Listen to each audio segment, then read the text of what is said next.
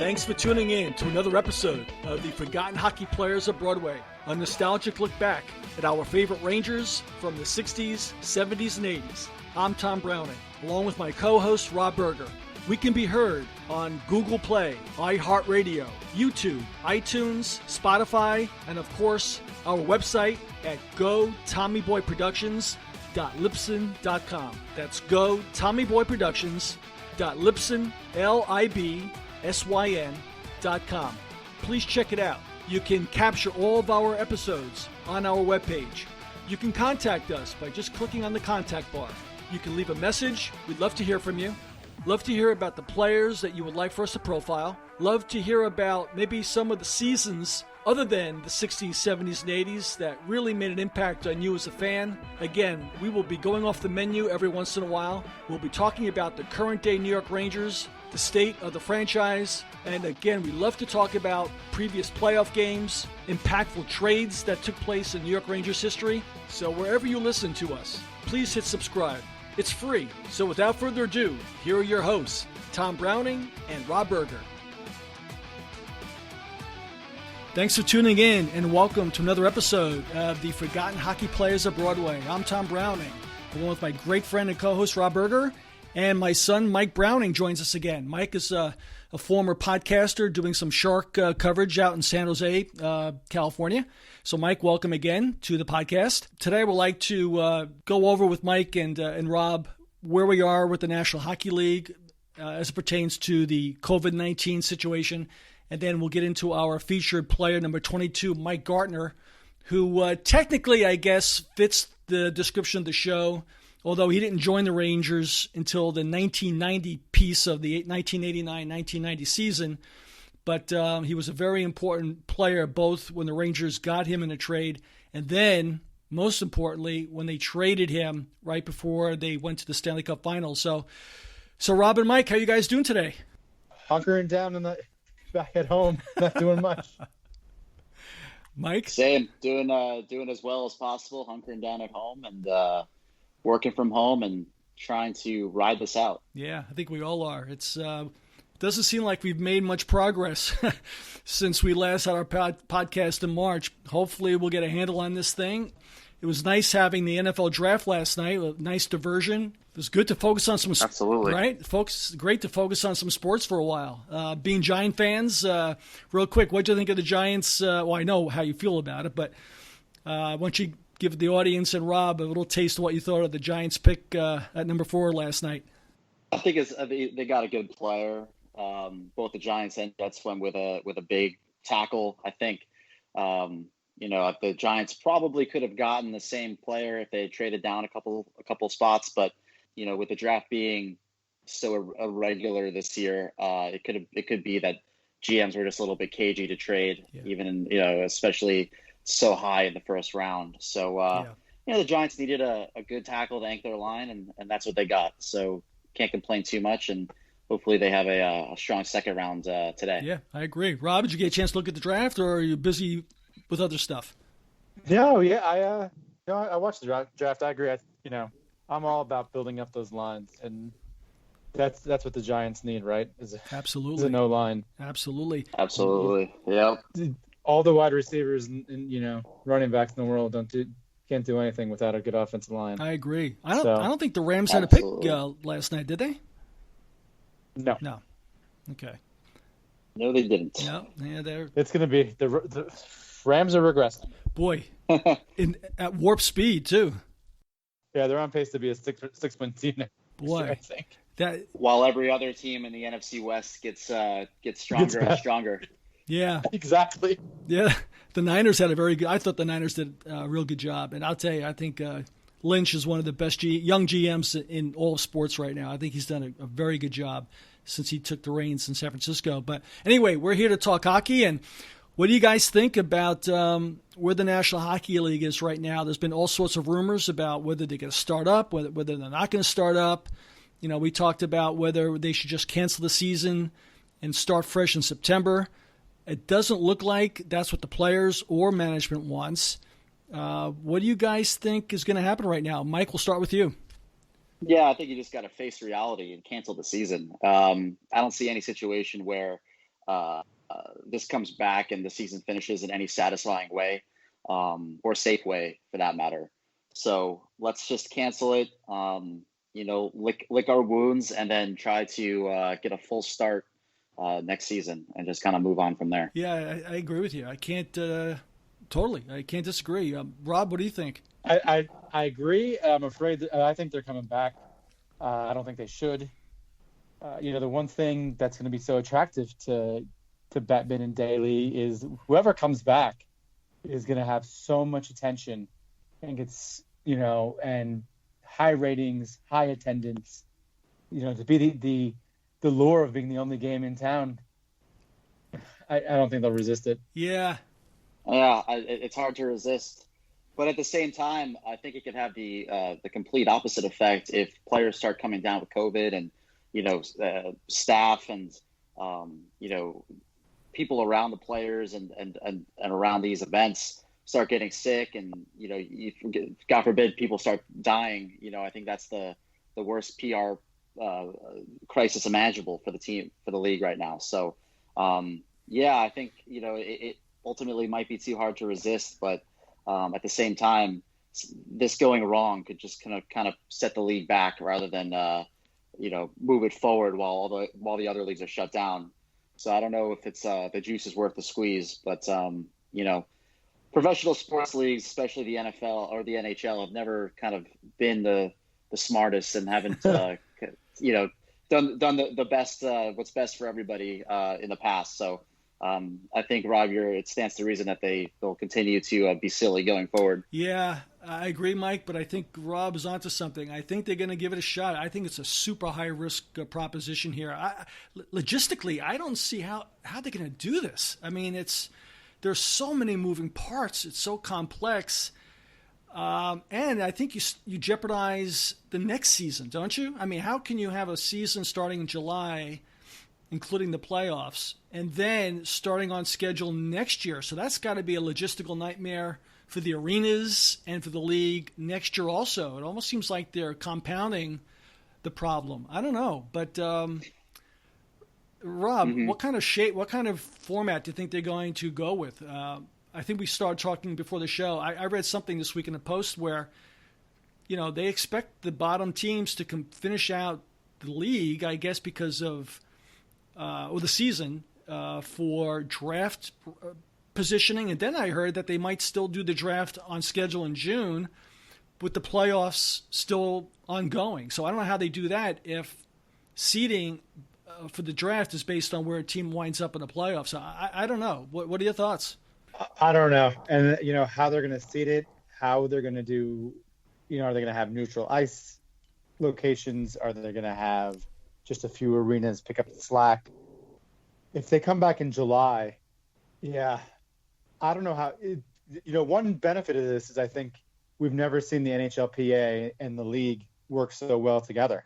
So I think this will guarantee us some labor peace for a while. Could be. Maybe there's a trust that'll be formed by all this. I think some of the arenas, I think there were 4 arenas that they were looking at. Columbus, where the Blue Jackets play. I believe, I think I heard Calgary, where the Flames play. And then I think there was 2 other arenas out in the West. I think possibly San Jose and Anaheim. I'm not sure if that's accurate, but I think there were, or maybe Arizona. I think Arizona was one of them. Arizona, Calgary, and I think it was Tampa and Columbus. I think each division or each region had two arenas, I believe, or maybe there's more than that. But I don't know. It's just it's a crazy situation. So San Jose would be ironic. Yeah, it would be. Because, as you know, like all the confirmed COVID cases in the NHL, every single one had passed through San Jose at some point. So they a lot of people believe that whatever was going on in San Jose, whomever was there, were the carriers and spread them to the opposing staff and teams that went through there. So to bring it back to San Jose would be a very NHL thing to do. Well, they were the first arena to shut it down, right? Before everything else was shut down. I think they were the first sports franchise that shut everything down. Yeah, because the Bay Area was was one of the first regions to shut everything Right. down. So they followed suit, but they they didn't want to. They really didn't. So All right. yeah. Well, to wrap it up on that angle, I think Mike, you and I agreed that they shouldn't open up. You don't think they will, Rob? I think I agree with you. I think they will attempt to open it up, but I think there is a tremendous amount of risk involved. And but if you're a Ranger fan and they do play, it gives them a shot. I mean, they were only 2 points out before the season, was suspended. Any Ranger news that has piqued your interest, Rob and Mike, before we get on to Mike Gartner? Anything that's transpired within the franchise that you would like to talk about real quick or comment on? I don't think there's too much going on, to be honest with you. I think all the players have just gone home, and there's not too much happening that I know of, at least. I think before we touch on Gardner, I mean, this would not be a year I'd want to win the Stanley Cup. It just seems like it would be a little bit cheapened. So it would be I'd be very ambivalent about the Cup this year if the Rangers won. They happen to win. Yeah, well, one cup in 70 some odd years. I think we can't be too choosy, but I mean, if they had I get it. Yeah, I wouldn't want that cup to have an asterisk next to it. Well, Washington Redskins have won 2 Super Bowls in strikes shortened seasons or labor shortened seasons. So, and I don't think they're willing, But yeah, I don't know. Rob, what do you think? Do you think it takes away if whoever wins the Stanley Cup? You think it's going to be tainted or? No, I don't think so. And we've had shortened seasons before, and I mean, just think back to, let's say, baseball, to the Dodgers winning the World Series in 1981. We don't, that was a funky split season because of the strike. So, we just moved on from that. I don't think whoever wins the Cup this year, unless it's done by taking ping pong balls out, or they just name it right. They name it right now. Just another interesting season. Well, wouldn't it be so New York Rangers if Panarin scores in triple overtime to win the Stanley Cup at Madison Square Garden and there's no one there to applaud? That would be the Rangers. That's what I'm saying, and it would be, or in some Olympic village that they have these guys living in Columbus or something, and in front of no fans, I don't know. It just seems like an off thing to happen. Yeah. Would you want that? I mean, listen, I'm dying to watch hockey. I'm watching old hockey clips on YouTube, whatever's on the NHL Network and stuff. But I don't know. There's something eerie about watching a game in an empty stadium. Yeah, it seems like it's not supposed to happen. Excuse me. I had that feeling with a few of the last games of the NHL season, including the Rangers game, where it was when the steam around COVID was really starting to pick up, and people were starting to say, yeah, we should really shut down these leagues and not have games, especially games with fans. And I remember just feeling like this game really shouldn't be happening right now. It's just not right. And I feel like I would feel the same way if they had the games come back in the summer. I would just feel like it's probably not. We're rushing it back. This is probably irresponsible. It's not supposed to happen.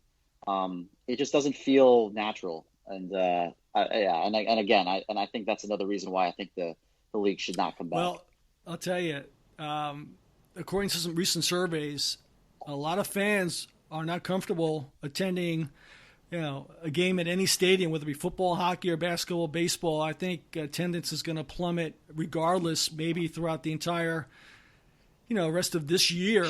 Whoever plays, whatever sport plays, and a good part of 2021, I think there's going to be a real hit on attendance, and that's going to hurt the National Hockey League because I guess of all the sports, they really count on their gate receipts for a lot of their income. So I don't know. This can be very, very, very interesting, right, Rob?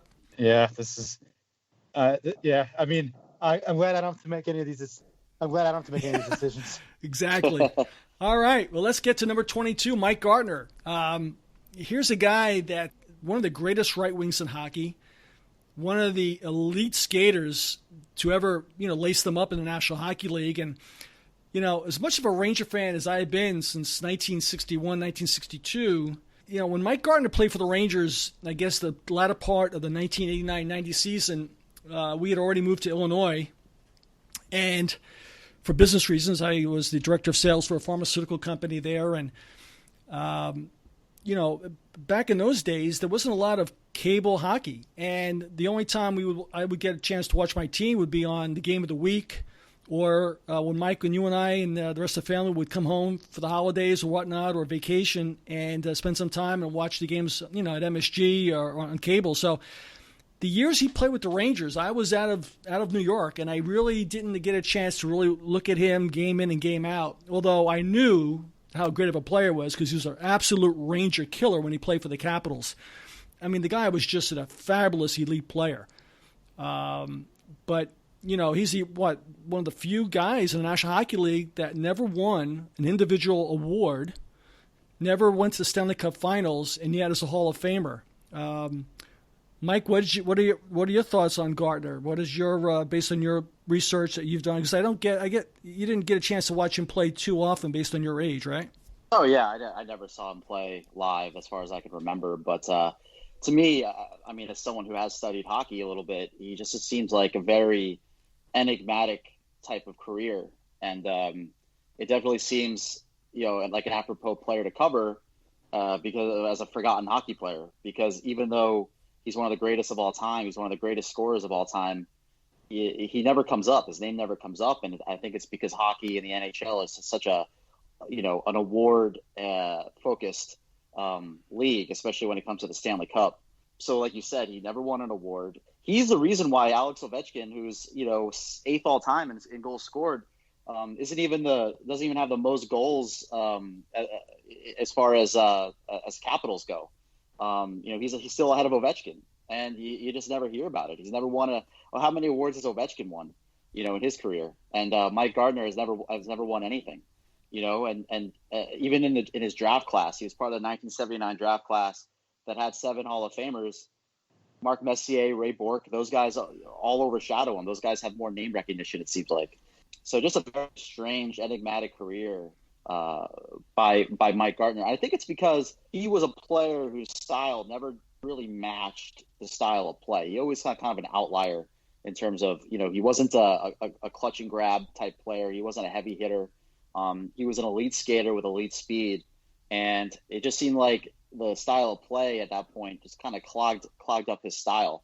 He'd be much better in today's league without the red line and stuff like that. Yeah, it was interesting. Rob, what are your thoughts? I got something to add to what Mike said. After Rob, you give us your opinion. What are your thoughts on Gartner? The great description, enigmatic. Was he a great goal scorer? I think is a big debate. He was definitely a prolific goal scorer. Huge numbers. In fact, his best 3 years consecutive were here in New York, where he's 49, 40, and 45 goals. Quite a run when he was here. But the quality of his goals, he was never, when you think about a goal scorer like a Brett Hull or an Ovechkin, I don't know if I put Mike Gartner in that category. From watching him, he was fast. A lot of goals in front of the net, and I think a lot of the hockey community, especially around the time of his retirement, debated how great he ever was, even though he was scoring all of those goals. Yeah, and I think him not being visible late in the postseason with the teams he played for, I think really hurt him. But, everyone he played with, Adam Graves, Mark Messier, he was a teammate of Mark Messier when they played with the Cincinnati Stingers and the WHA. They were both, they started their career as 18-year-olds in the WHA, and he finished second to Wayne Gretzky in the Rookie of the Year in the WHA. But he commanded a lot of respect, and he was a hard-nosed player. He did play both ways. He was physically tough. He did not back down. And Mike, you mentioned, or Rob, maybe it was you mentioned that he scored a lot of his goals close in, dirty goals, if you will, down low. The second half of his career, he admitted that he had to change his style halfway through because the game changed. Things tightened up defensively. The league was going through a very quick transition to very tough defensive style of hockey. But when he first broke into the league, his first 8, 9, 10 years with Washington, even with the Rangers, he was the closest thing the Rangers ever had to Mike Bossy. He would come flying down that right wing. He had a monster slap shot. and he had some good moves. He had that power move to the front of the net because he was so fast. He had outstanding hands. I think he might have been the most prolific pure goal scorer the Rangers ever had consistently. Like you read, Rob, he had 3 straight 40-goal seasons with the Rangers, and no one ever did that. Even Roger Gilbert, Jean Rattel, they didn't have that consistent goal scoring ability. Hatfield had 50 goals one year, of course, but no Ranger had that offensive flair or skill that he had. And I would argue that was an awful trade that they made. I think they might have been a Stanley Cup contender if they never made that move for Anderson. But that's a little bit later in the show. But no, I think he was definitely a superstar player. I think the fact he never played in the final, I think, hurt his name recognition. The irony of that 93-94 Stanley Cup trade that the Rangers made was that he wound up going to the conference finals between Toronto and Vancouver. And if Toronto could have beaten Vancouver, it would have been the Rangers versus Toronto for the Stanley Cup, and that would have been something else, right? Yeah. Well, you mentioned he's never been late. He's never kind of appeared late in the playoffs, and that's because teams kept trading him at the deadline. Yeah. Because his style of play was so different than what teams thought they needed back then, and perhaps they really did, because it was such a clutch and grab, close in kind of bandbox style of hockey, that they thought he was expendable because his style of play just didn't really fit in the way that the game was trending, especially in the playoffs. So he would take his team to the playoffs essentially on his back with his goal scoring, and then the teams would just trade him. And the Rangers did the same thing. They figured Glenn Anderson, his style of play, they were in the same draft class, both Hall of Famers, but they figured his style of play was better suited for the playoffs. And I think I happen to agree with you that that was a erroneous way of thinking. Especially since after he was traded, I read that with 35 games with his new teams during the regular season, after these midseason deals, he had 24 goals, 18 assists, and 42 points. So it's like, what are they doing? And I think you're right. Yeah, if they kept him, they would have a little bit more longevity in that Stanley Cup run. And the type of player he kind of reminds me of that played for the Rangers recently is Marian Gaborik. He was incredibly fast down the wing, had a great shot, would score a lot of goals that way, just kind of streaking down the wing. But he was also, people forget how good he was in front of the net, and he was never considered a hard-nosed player. He was considered more of a finesse speed type of guy, but he scored tons of goals. He had 2 40-goal seasons with the Rangers, and he scored tons of goals in front of the net, dirty goals, greasy goals, to go along with those kind of highlight reel, drives down to the net and those snipes from the circle. Those types of guys, they just find a way to score. They just find a way to get the puck in the net. I think his skill set was a little bit before his time. And as a result, teams never really understood how valuable he was. And I think as a result of that, he never got the credit he deserved. Yeah, he scored his 500th and 600th goals with the New York Rangers. And not too many players have had that adulation at Madison Square Garden, scoring, those milestone goals like he did. And you're right, his 600th goal in the National Hockey League was a greasy goal. That was set up by Kovalev, down low against the New Jersey Devils. So, but you look at his track record. 49, 40, 45 goals with the Rangers. 28 after only 71 games. I don't know, Rob. It might have been Mike Keenan. Mike Keenan may.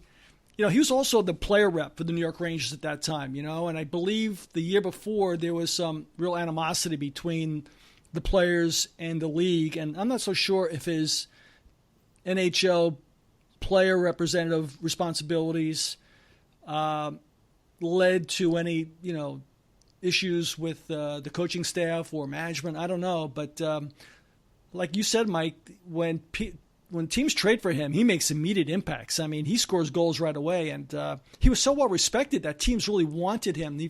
They considered him a real leader, a good person, a great locker room presence, leadership on the ice. I don't know, Rob. It's tough to think the Rangers couldn't have won a Stanley Cup with him, that year, all that he brought to the table. as good as Anderson was, he was definitely on the downside of his career at that time. And the Maple Leafs definitely won that trade, I think. But what are your thoughts on that particular season, other aspects of his game? Yeah, I'm always skeptical of shaking, the stories of shaking up a locker room having that much of an impact. But I don't. Could they have won if with Gartner and Anderson? I don't see why not. I mean, I don't. Does Gartner fit into that lineup the same way that Anderson does? Would Gartner have liked the team after that trade was made, after the other trades were made, and how we fit in? I don't know. I mean, what came first, the Gartner trades? In the plan, in Neil Smith's planning, all the trade. He made so many trades at trade deadline. Where did the Gartner trade fall in? Like in his planning, I don't know the answer to that. Yeah, I just got to think that they could have kept that team together. I think with being such a prolific scorer, and by far he was the best scorer on the team, that they might have been able to contend the next year or two with him. I mean, he went to Toronto and he catapulted that team at the trade deadline and took them to the conference finals, right, with a team that was not nearly as good as the Rangers that year.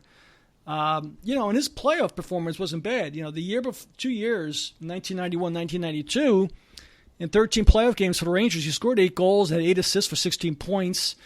And he had other years where I think the first year with the Rangers, in 10 games, he had 5 goals and 3 assists for 8 points. So, the guy wasn't like he disappeared in the playoffs. So I think he proved that he could do it in the big game. So, I don't know. Great player, fastest guy in the league, right? Fastest skater in the league. He was in a plethora of all-star games. He was a first-round selection, number 4 selection for the Capitals in the first round, 1979. Had a great career in the WHA, great career in junior. He's been at 17 seasons of over 30 goals, 15 in a row of 30 goals or more. I mean, you don't see that. Especially today, you don't see that. And I don't know. I think he made his mark with every team that he played for. Anything else, guys, that stands out with him? Anything that you read or found out in your research on Gartner? What will always stand out for me, unfortunately, is just the discussion about, is he Hall of Fame worthy when he went in? And to have that kind of discussion about someone that scored that many goals, 708 goals, is, I think, just crazy. Even if you're not going to put him in the same category as a Messier or Lemieux, it's just crazy to think that you would even think about keeping a 700 goal scorer out of the Hall of Fame. If this isn't a Barry Bonds, Mark McGuire situation. This is a guy that was scoring a lot of goals, but that was the big discussion was he a product of his era? Of when 50 goals obviously was a big deal, but everybody was scoring 30 goals. I mean, teams were putting up 5, 6 a night. And although I agree with what you said, Tom, about the consistency, so many people, say he's an accumulator, product of the times, so on and so forth. And he did play.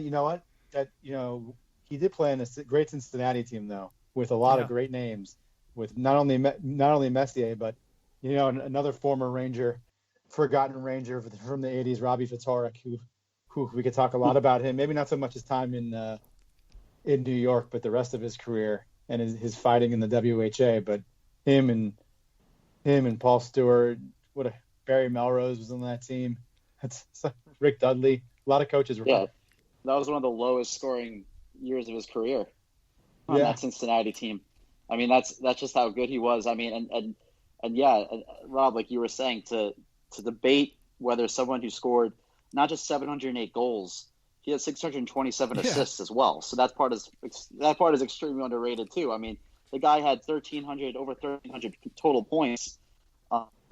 And, even if he scored 300 fewer goals in his career, he still had Hall of Fame numbers. You know what I mean? And the guy was just a great hockey player. And it is very strange to me. I know that I'm sure that there's more to it, but as somebody who, was too young to really understand what the context of his career was. I mean, there are even discussions about his worthiness of the Hall of Fame, or why he was continuously traded, or why he may or may not have been liked. I mean, the fact that he put up the numbers that he did is just undeniable. His greatness, and he probably deserves a little bit more credit than he gets. Yeah, Rob, it's interesting. I never realized that there was such a contentious discussion, or if it was that much of a debate. I remember when he went into the Hall of Fame, I just assumed that, it didn't, I said, definitely, this guy is definitely, worthy of the Hall of Fame. I did not realize, based on your research, that there was that much debate at the time about whether he should be a Hall of Famer. It seems like he got in fairly quickly, though, after he retired, right? Yeah, and I don't want to say it was contentious, it was that bad, but for there to be any debate, I mean, you could just look it up, just go search it, and you'll see, does Mike Gartner deserve to be in the Hall of Fame? Articles will come up. I don't know if it was people writing articles for clicks, or what have you, but yeah, I got to see him a few times when I was living in Arizona. He spent his last 2 years with the Coyotes.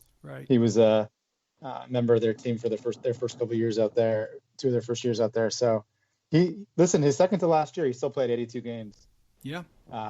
Still one of the he never really lost his speed, which is also remarkable. He was still a fast guy at the end of his career.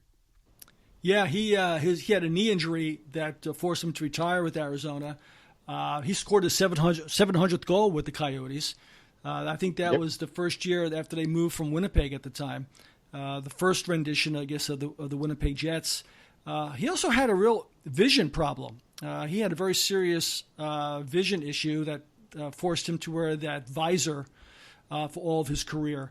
But, he was a tough guy. He had well over 1,000 minutes in penalties. You can look on YouTube. He had some dandies of fights, and he actually beat up Tiger Williams in L.A. one night. If you look that up on YouTube, Rob, you'll get a kick out of that one. He went toe for toe with Tiger Williams, so he was a tough guy. And Mike, you mentioned you don't know why he was traded, whether he was liked or not. He was very well liked. All the GMs wanted him. He was one of those guys where you make a trade, but GMs and coaches wanted him on the team because he was a real leader and he's such a positive influence on the players. And Messier and Graves, they spoke the world of him. And I got to think when they traded him, the Rangers must have been looking at themselves. Maybe not so much Messier because he played and won with Anderson. I'm sure that raised a few eyebrows when they traded Mike Gartner that year to Toronto right before the Stanley Cup playoffs started. That trade was made literally right at the deadline. So, look at these numbers. He's, like you say, he's got over 700 goals, and at the time, only Brett Hull, Yager, and Ovechkin have achieved that number. He was the MVP of the All-Star game in '93, but he played in 7 All-Star games. He went down as one of the 100 greatest NHL players to ever play. I guess he's number 67 on the all-time New York Rangers list of players that have stood up for the red, white, and blue of the Rangers. So, I don't know. Quite a career, quite an electric player. Yeah, we'd love to have a guy like that on the Rangers right now, right? Somebody that has the hands like he has. Well, I guess you got Panarin right now, but Panarin hasn't yet demonstrated the same consistency, I guess, that Mike Gartner demonstrated from the very moment he laced them up in any professional league, whether it's the WHA or the NHL. But I don't know. I think definitely worthy, definitely one of the forgotten hockey players of Broadway, and definitely one of the forgotten hockey players in the National Hockey League. Any closing thoughts, guys? Yeah. Well, he was only 67th. If he's only 67th of all-time Rangers, then he is certainly a forgotten hockey player at Broadway. And I think the trade, the trade at the deadline, keeping him off the Stanley Cup roster, was a big reason why. But yeah, and I think like I mentioned, it'd be great to have a guy like him now, and a guy who, again, reminded me of him, even though he played on the left side, was Marian Gaborik. And he's another guy I think is a little bit underrated in his Rangers tenure, and will probably in a few years be another forgotten hockey player. because he really brought all that offense to the Rangers in a time where there was just a complete dearth of offense during those Tortorella years, where, the top scorer on the Rangers had, 50, 51, 52 points and like 24 goals, 25 goals. And he brought, he was bringing 40 goals, 80 points on a consistent basis. And it would just be great to see him playing, with Zibanejad and these guys now. How many points would he be scoring now? And, how much of that dynamic and dynamicism and speed that he brought would help the Rangers on their second line, maybe now. He's a weird and like I said in the beginning of the episode, an enigmatic career for Mike Gartner. I agree. How many years did Gabrick play with the Rangers though? Only a few, right? He didn't play that many years with the Rangers. Well, he signed a 5-year. He signed a 5-year contract. I believe they traded him to Columbus for Derek Brassard in the Derek Brassard trade, which ended up being a very good trade, and definitely was part of Brassard being a big piece of the Rangers Cup run. But I think he fulfilled 4 years of that deal. Okay. 3.5 years of that deal. Yeah, 3.5. Yeah, and he was always injured, and his 2 healthy years. His 2, complete healthy years, he scored 40 goals in both those years. And then he had concussion issues, and he'd always had shoulder issues. Yeah. So that hampered him. I would have liked to have seen more of Gartner. Again, leaving New York when we did, I didn't see him a lot. And, I know that he was just a real fan favorite, and he was a great player. Rob, anybody on the L.A. Kings as a young man growing up in L.A., anybody that was similar to the way Mike Gartner played? I don't think Charlie Simmer or Bernie Nichols or Fox had the speed or the shot that Gartner had. Anyone that you can think of that was a similar player? Yeah, no. Outside of the Triple Crown line and Bernie Nichols, I mean, the closest would be in terms of speed is Robitaille, but Robitaille, at least especially the first half of his career, wasn't playing great defense. Maybe a Jimmy Carson, but nowhere is fast, nobody in those Kings teams was ever fast. Very few players in the NHL had the skill set that he. Very true. Which is funny. Whenever we talk about top 10 offensive players of all time, he's almost never in the conversation. Yeah. Which is funny, right? As we struggle to think of people that were as fast as he was and score as much as he could.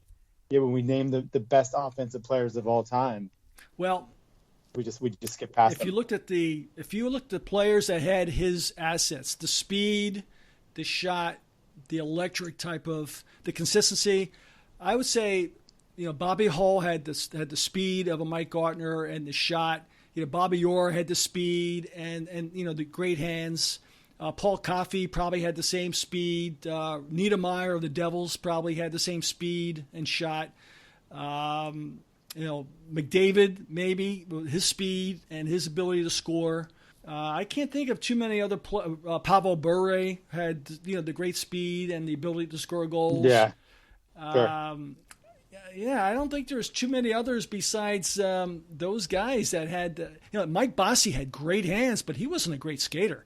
People think that Mike Bossy was, would fly down the right wing, but no, he was just an average skater with some just great hands. But the speed that Mike Gartner had was otherworldly. I mean, he was just like I said, he was the fastest guy in the league for so many years. So, and to as speed goes, to really shine, your speed to shine in that era of the clutch and grab and neutral zone trap and defensive oriented play in the red line, for your speed to shine there. I mean, you must have truly elite speed.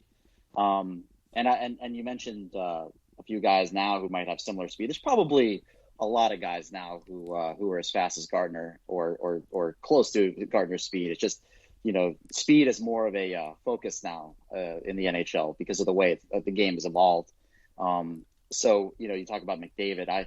I'd love to see those guys race, but I would assume that McDavid was probably a little bit faster than Gartner. And skills wise, it probably wouldn't even be close. I think if you put McDavid back in Gartner's era, you're looking at Gretzky-like numbers. It could be. McDavid is one of only two other guys. Dylan Larkin and McDavid are the only two guys that have beaten Mike Gartner's record in the fastest skating competition. I did that research before the show.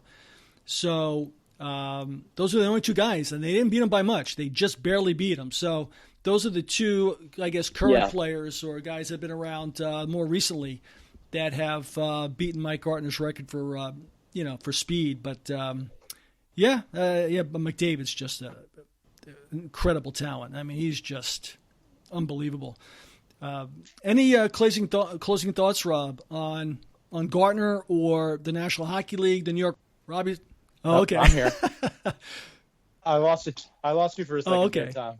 But I just hope everybody's safe, healthy, and hopefully we have hockey to talk about in the fall. I hear you. Mike, anything else? Same. Everybody stay safe and healthy. All right. So we'll do another podcast next month, and hopefully we'll have a better feel for what the National Hockey League is going to do, and we'll also have a player from the 70s, 60s, 70s, or 80s. So once again, I want to thank Rob and Mike. So on behalf of Rob and Mike, this is Tom Browning for the Forgotten Hockey Players of Broadway. Thanks so much for tuning in.